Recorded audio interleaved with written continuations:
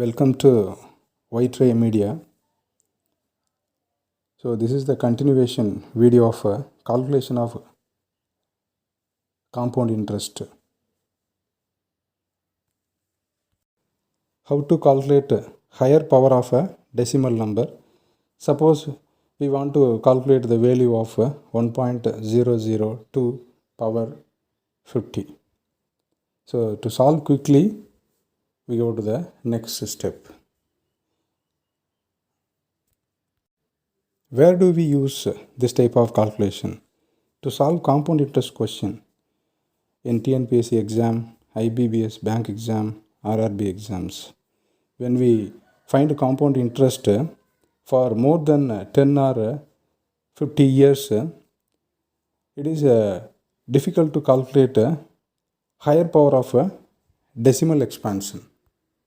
Now we split the decimal number 1.002 into 1 plus 0.002, and we are writing A is equal to 1, B is equal to 0.002 and N is equal to 50. Here A must be 1, otherwise we cannot use this method. Using B, we are writing 4 values. It is taken as A. First one 1, second one the value B itself, third one B square, that is 0.002 square, fourth one 0.002 the whole cube. In the next step,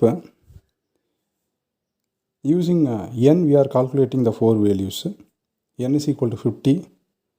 First one 1, second one the N value, third one we have to decrease the value 50 into 49 divided by 2 numbers we have used 1 into 2. So the total value is 1225. Next fourth value 50 into 49 into 48 divided by 1 into 2 into 3. That is equal to 19,600. Now we have found using the value B and N is equal to 50. Using the values of A and the values of B, we are going to calculate the value of 1.002 the whole power 50. See here, we are getting values of A and values of B, and we are multiplying and finding the answer. The first one 1, second one 0.1, third one 0.0049, fourth one 0.001568.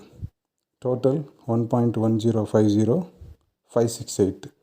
Approximately it is 1.10506. Thank you for watching the video. We meet in the next video. Thank you.